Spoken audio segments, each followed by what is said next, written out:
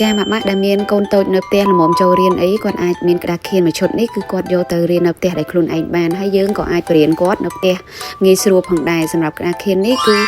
វាមានជាមួយនឹងរបស់ថែមយ៉ាងច្រើនមានទាំងហ្វឺតមានទាំង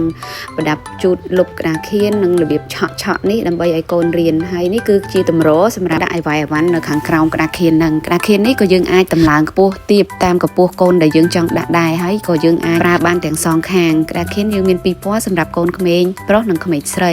អញ្ចឹងគឺគាត់មានតែមួយឈុតនេះគឺគាត់អាចងាយស្រួលយកទៅរៀននៅផ្ទះគាត់អត់មានអារម្មណ៍ថាពិបាកក្នុងការរៀនទេអញ្ចឹងគឺគាត់ងាយស្រួលក្នុងការសរសេរមិនថាគូរូបសរសេរទេអញ្ចឹងទាំងសងខាងគឺយើងសុទ្ធតែអាចសរសេរបានមួយសរសេរហ្វឺតមួយទៀតគឺគេមកថែមជាមួយរបៀបដូច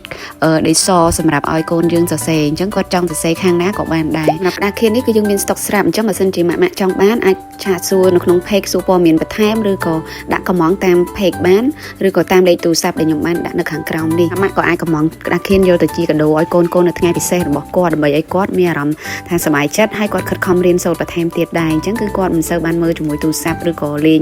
ដែលបង្កើតឲ្យមានបញ្ហាឬក៏គ្រោះថ្នាក់អីចឹងណាដើម្បីឲ្យគាត់មានចំណូលចិត្តក្នុងការរៀនអញ្ចឹងគឺយើងបង្កើតទម្លាប់ឲ្យគាត់ហើយយើងនាំគាត់រៀនអញ្ចឹងអរគុណជួបគ្នានៅវីដេអូក្រោយ